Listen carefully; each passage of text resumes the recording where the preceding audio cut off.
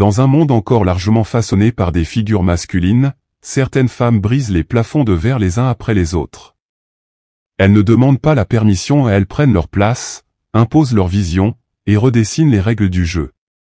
Que ce soit en politique, en économie, dans les arts ou les grandes institutions, leur impact se mesure en décisions stratégiques, en lois votées, en milliards redistribués ou en millions de voix mobilisées. Ce top 10 n'est pas un simple classement. C'est un instantané du monde en 2025 à travers le prisme du pouvoir féminin. Une cartographie des femmes qui tiennent les rênes, parfois dans l'ombre, souvent sous la pression, mais toujours avec une force implacable. Elles ne se ressemblent pas. Elles ne viennent pas des mêmes continents, ni des mêmes combats. Mais elles ont un point commun, elles influencent le cours de l'histoire. Et elles le font maintenant. Dans cette vidéo, découvrez celles qui imposent leur vision à la planète entière. De l'Afrique à l'Amérique, de l'Europe à la scène mondiale, ces femmes incarnent un avenir que l'on ne peut plus ignorer. Restez jusqu'à la fin pour savoir qui est, selon nous, la femme la plus puissante du monde en 2025. Et posez-vous cette question. Le pouvoir a-t-il enfin changé de visage? À la 10e position, nous avons Ngozi Okonjo-Iweala. Nigeria. Directrice générale de l'Organisation mondiale du commerce, OMC. Elle est la première femme, mais aussi la première africaine, à prendre la tête de l'Organisation mondiale du commerce. Et rien que ce double symbole suffit à saisir la puissance tranquille de Ngozi Okonjo-Iweala. Économiste de formation, diplômée d'Harvard et docteur du MIT, elle n'est pas née dans le confort, elle est née dans le combat. Celui de redresser des économies, d'affronter les dettes, de dialoguer avec les puissants, tout en restant droite et fidèle à sa vision. Avant l'OMC, elle fut 2 fois ministre des Finances du Nigeria, où elle mena des réformes courageuses contre la corruption et la mauvaise gouvernance. Elle affronte des lobbies, des menaces, et même une tentative d'enlèvement de sa mère, mais elle ne cède pas. Elle incarne une intégrité rare dans un univers souvent miné par les compromis douteux. Depuis 2021, elle est à la tête d'une institution mondiale paralysée par les tensions commerciales entre grandes puissances. Mais là encore, elle avance. Elle négocie, elle pacifie, elle bâtit des ponts entre le Nord et le Sud, entre les États-Unis, la Chine et les pays en développement. Sa voix est celle d'un monde multipolaire qui cherche encore son équilibre. Elle y impose l'Afrique, la justice commerciale, et le climat comme priorité. Ngozi, c'est le calme et la stratégie. Elle ne fait pas de bruit, mais elle change les règles. Femme noire à la tête d'un organe technocratique mondial, elle est la preuve vivante que le savoir, l'expérience et l'audace peuvent triompher des jeux de pouvoir. Son influence dépasse largement Genève, elle parle au monde, et le monde l'écoute. À la 9e position, nous avons Beyoncé Knowles Carter. États-Unis. Artiste, entrepreneuse, icône culturelle et militante. Elle est bien plus qu'une star de la musique. Beyoncé Knowles Carter est une force culturelle, une marque planétaire, un mouvement à elle seule. Depuis plus de 2 décennies, elle transcende les classements, les styles, les générations. Chanteuse, productrice, réalisatrice, entrepreneuse, philanthrope. Beyoncé est partout. Et partout où elle va, elle redéfinit les codes. Son pouvoir ne réside pas uniquement dans sa voix ou ses performances hors normes. Il réside dans sa capacité à mobiliser, à symboliser et à influencer profondément. Chaque sortie musicale est un acte politique. Chaque visuel, un message. Chaque mot, une prise de position calculée et puissante. Quand elle parle ou même quand elle reste silencieuse, les réseaux s'enflamment, les journalistes scrutent, les foules réagissent. Beyoncé n'est pas seulement une artiste, c'est une institution. Elle contrôle son image, produit ses tournées et ses films, engage des centaines de personnes, gère son empire avec une précision d'horlogère. Avec Ivy Park, sa marque de vêtements, et Parkwood Entertainment, sa société de production, elle pèse lourd dans l'économie du divertissement mondial. Mais elle est aussi une voix incontournable pour la justice sociale. En soutenant Black Lives Matter, en dénonçant les inégalités raciales et genrées, en mettant en avant la culture afro-américaine dans ses œuvres comme Black is King, elle utilise son influence pour élever des causes essentielles. En 2025, Beyoncé ne cherche plus à plaire. Elle affirme, elle inspire, elle construit un legs. Elle ne demande pas le pouvoir, elle l'exerce. Et c'est justement cette souveraineté assumée, artistique et politique, qui la place dans ce top 10 mondial du pouvoir au féminin. À la 8e position, nous avons Samia Suluhu Hassan. Tanzanie. Présidente de la République unie de Tanzanie. Elle a brisé le plafond de verre dans un pays où la politique reste largement dominée par les hommes. Samia Suluhu Hassan, première femme présidente de la Tanzanie, incarne une nouvelle génération de dirigeantes africaines, pragmatiques, stratèges et profondément ancrées dans la réalité de leur peuple. Arrivée au pouvoir en 2021 à la suite du décès du président Magufuli, elle aurait pu se contenter de gérer la transition. Mais elle a choisi de gouverner pleinement, de redéfinir la vision du pays, et d'imprimer sa propre marque. Issue d'un parcours administratif rigoureux et formée en économie, Samia est connue pour sa diplomatie fine et sa gestion sobre. En quelques mois, elle relance les relations internationales de son pays, réinstalle la confiance des investisseurs, et apaise les tensions internes. Elle fait preuve d'un leadership posé mais déterminé, là où ses prédécesseurs misaient sur l'autorité brute. Sous son mandat, la Tanzanie se modernise. Les infrastructures avancent, les politiques de santé publique sont renforcées, et l'ouverture au dialogue avec l'opposition civile devient une réalité. Elle lutte contre la désinformation, encourage la participation des femmes, et prend des mesures fortes pour soutenir l'économie numérique et l'éducation. Dans un continent où le leadership féminin reste une rareté, Samia Suluhu Hassan inspire au-delà des frontières de la Tanzanie. Elle n'élève pas la voix, mais elle élève le niveau. Sa présence dans ce classement n'est pas seulement symbolique, elle reflète la montée en puissance des femmes africaines dans les plus hautes sphères du pouvoir politique mondial. À la 7e position, nous avons Mary Barra. États-Unis. PDG de General Motors. Diriger un des plus grands constructeurs automobiles du monde, en pleine révolution énergétique et technologique, demande une vision d'acier. Et Mary Barra en a fait sa spécialité. Depuis 2014, elle est à la tête de General Motors, une première dans l'histoire de l'entreprise et de l'industrie automobile américaine. Et en 2025, elle est toujours là, plus puissante que jamais. Mary Barra n'est pas arrivée là par hasard. Elle a gravi tous les échelons, de l'ingénierie à la direction, dans un univers ultra concurrentiel et largement masculin. Ce qui fait sa force ? Une capacité à anticiper les mutations profondes du secteur, électrification, automatisation, connectivité. Sous sa direction, GM a investi massivement dans les véhicules électriques, engagé des partenariats stratégiques dans l'intelligence artificielle et repositionné la marque comme un acteur du futur. Mais ce n'est pas seulement une question de technologie. Mary Barra défend aussi une culture d'entreprise centrée sur l'inclusion, l'éthique et la responsabilité sociale. Elle a été l'une des premières dirigeantes à parler ouvertement de leadership féminin dans les hautes sphères industrielles. Elle a renforcé la transparence, répondu à des crises complexes, comme les rappels massifs de véhicules, tout en gardant le cap sur l'innovation. En 2025, elle fait partie des rares femmes à piloter une entreprise figurant dans le top 20 du Fortune Global 500. Et son influence dépasse les salles de conseil, elle siège dans des panels internationaux sur le climat, la mobilité du futur et le leadership économique mondial. Mary Barra n'est pas seulement une PDG. Elle est une force motrice. Un moteur de changement dans une industrie en transformation. Et à ce titre, elle mérite pleinement sa place dans ce classement des femmes les plus puissantes de la planète. À la 6e position, nous avons Christine Lagarde. France. Présidente de la Banque Centrale Européenne, BCE. Elle a dirigé le FMI, elle préside la Banque Centrale Européenne, et elle est l'une des seules femmes à avoir eu les clés de l'économie mondiale entre les mains.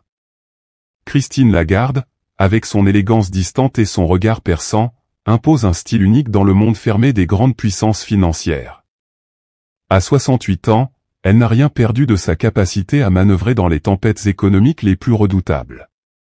Juriste de formation, ancienne ministre de l'économie sous Nicolas Sarkozy, elle a rapidement franchi les frontières nationales pour s'imposer comme une figure incontournable de la gouvernance économique mondiale. Au FMI, elle incarne une gestion rigoureuse mais humaine de la crise de la dette grecque et des turbulences post-2008. À la BCE, elle prend le relais de Mario Draghi avec une pression colossale, maintenir la stabilité monétaire de la zone euro tout en répondant aux défis du climat, de l'inflation et du numérique. Lagarde casse les codes. Elle parle cash, fait preuve d'humour, et refuse de se couler dans le moule classique du banquier central technocratique. Elle défend une politique monétaire tournée vers les enjeux sociaux et environnementaux, prônant une vision moderne de la finance, plus inclusive, plus verte, plus responsable. Elle incarne le pouvoir du savoir, celui du verbe, et celui de la stratégie à long terme. En 2025, alors que l'inflation et les tensions géopolitiques secouent encore l'Europe, sa voix reste l'une des plus écoutées dans les sphères de décision. Christine Lagarde n'a pas besoin de cris ni de symboles, elle pèse par sa compétence, son réseau, et son autorité naturelle. À la 5e position, nous avons Taylor Swift. États-Unis. Artiste, stratège culturelle et influenceuse politique mondiale. Ce n'est pas une erreur, oui, une artiste occupe la 5e place du classement des femmes les plus puissantes au monde. Car Taylor Swift, en 2025, n'est plus seulement une chanteuse. Elle est une force culturelle planétaire, une stratège médiatique redoutable, et un poids politique croissant. Avec plus de 500 millions de fans dans le monde, des milliards de streams, et des tournées qui génèrent à elles seules plus de revenus que le PIB de certains pays, son pouvoir dépasse largement les studios d'enregistrement. Mais ce n'est pas ce qui la place ici. C'est sa capacité à influencer la société en profondeur. Elle a repris le contrôle de ses masters, s'est réapproprié son œuvre avec les fameuses Taylor S versions, et donné une leçon magistrale à l'industrie musicale sur les droits artistiques. Elle a prouvé qu'on pouvait allier business, indépendance, et créativité dans une logique gagnante. En politique, elle mobilise massivement les jeunes électeurs, prend position sur les lois anti-LGBTQ+, les droits des femmes, les violences sexuelles ou encore les questions environnementales. Son seul poste appelant à s'inscrire sur les listes électorales génère des millions de nouvelles inscriptions. Elle est aussi une businesswoman avisée, ses partenariats sont minutieusement choisis, sa communication millimétrée, ses concerts conçus comme des événements culturels et économiques à part entière. Taylor Swift maîtrise le récit, l'image, le message.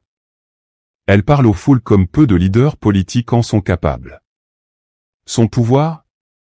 Il est culturel, émotionnel, économique et redoutablement stratégique. En 2025, elle ne fait plus que chanter l'Amérique. Elle la transforme. À la 4e position, nous avons Ursula von der Leyen. Allemagne. Présidente de la Commission européenne. Diriger l'Union européenne, ce n'est pas gouverner un pays. C'est composer avec 27 nations, des dizaines de cultures politiques, des millions d'intérêts divergents.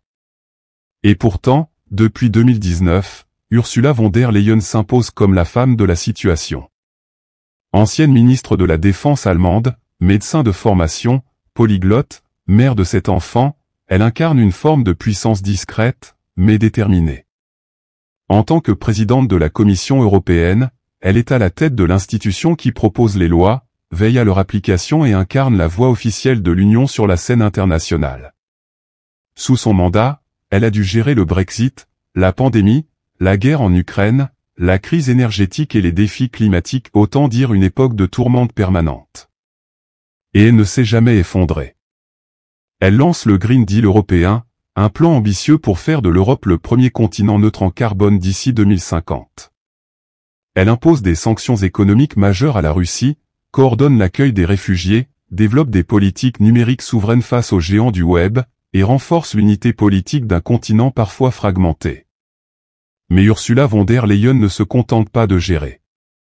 Elle incarne un leadership féminisé, stratégique, stable et visionnaire dans un monde en désordre. À l'international, sa voix porte, face à Xi Jinping, à Biden ou à l'OTAN, elle pèse.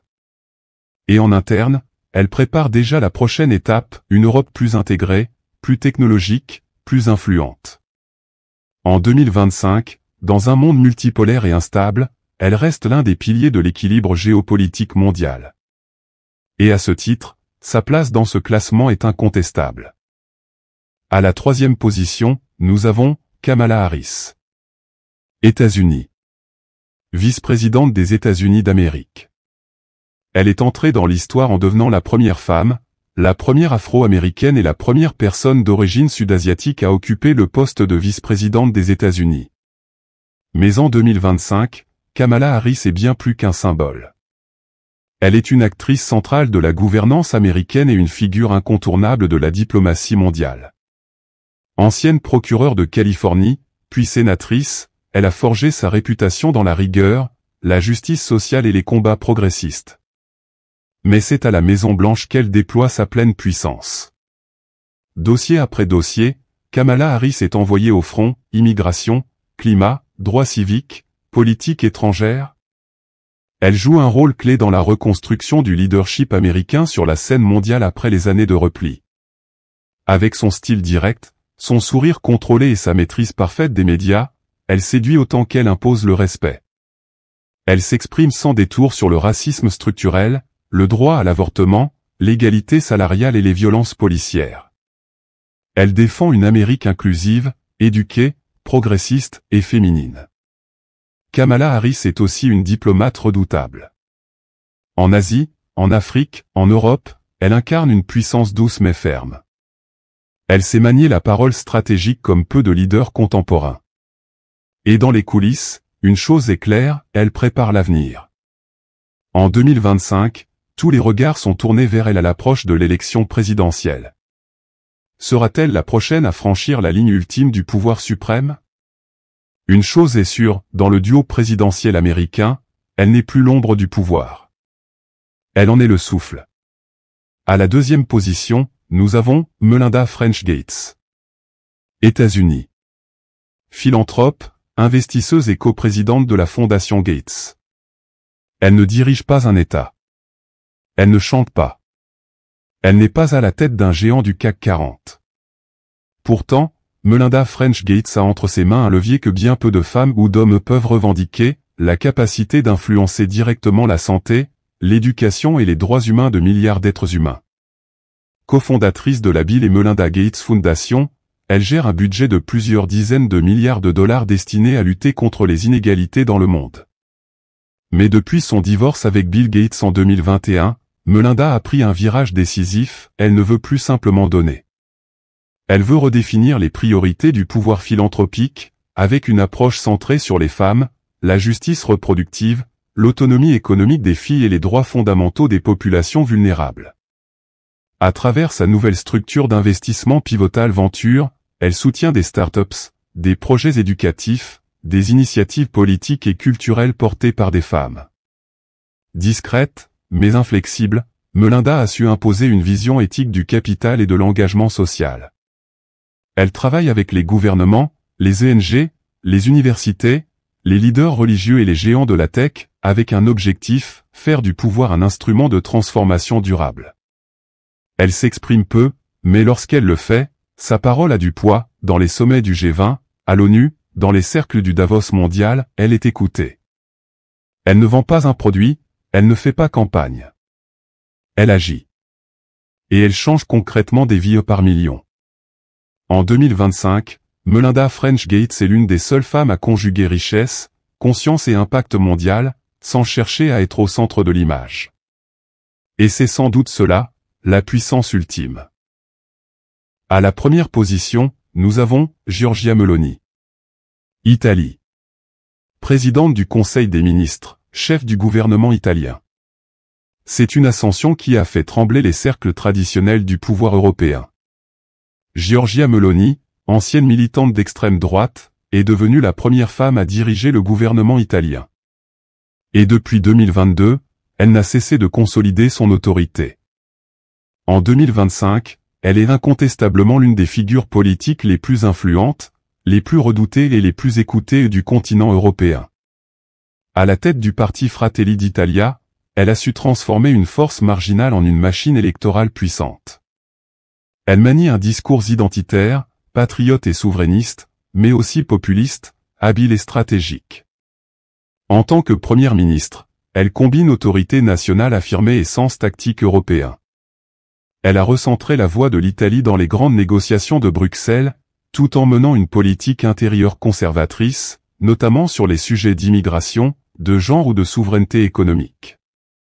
Mais là où Meloni étonne, c'est par sa capacité à tenir le cap dans un paysage politique italien notoirement instable. Elle dirige avec fermeté, navigue entre alliances complexes, et maîtrise les équilibres internes avec un sang-froid remarquable.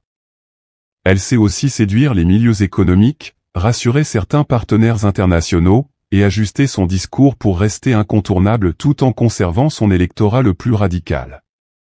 Giorgia Meloni représente une nouvelle forme de pouvoir féminin, ni modéré, ni consensuel, mais pleinement assumé, résolument affirmé.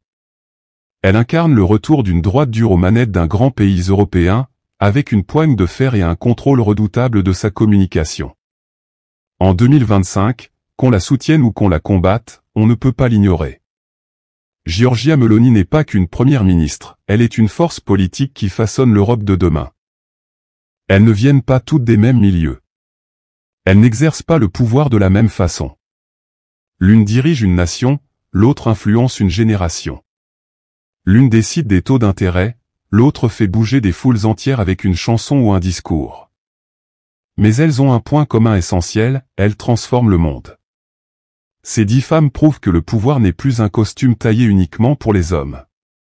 Il peut être élégant, direct, émotionnel, technocratique, populaire, discret ou explosif. Il peut naître d'un micro, d'une tribune, d'un contrat commercial ou d'un traité international. Ce pouvoir, elles ne l'ont pas volé. Elles ne l'ont pas hérité. Elles l'ont construit. À la force de leur vision, de leur intelligence, de leur détermination. Et souvent, en déjouant des obstacles que leurs homologues masculins n'auraient jamais rencontrés. 2025 marque une nouvelle ère. Une ère où l'on ne dit plus la femme la plus puissante comme une curiosité, mais comme une évidence. Le pouvoir n'a pas changé de camp. Il s'est enrichi. Il est devenu plus multiple, plus global, plus humain.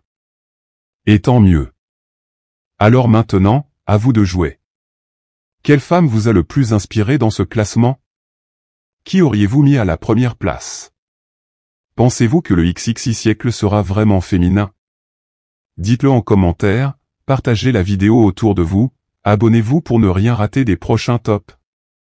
Et surtout, n'oubliez jamais une chose. Le pouvoir ne se reçoit pas. Le pouvoir, ça se prend. Et ces femmes l'ont pris.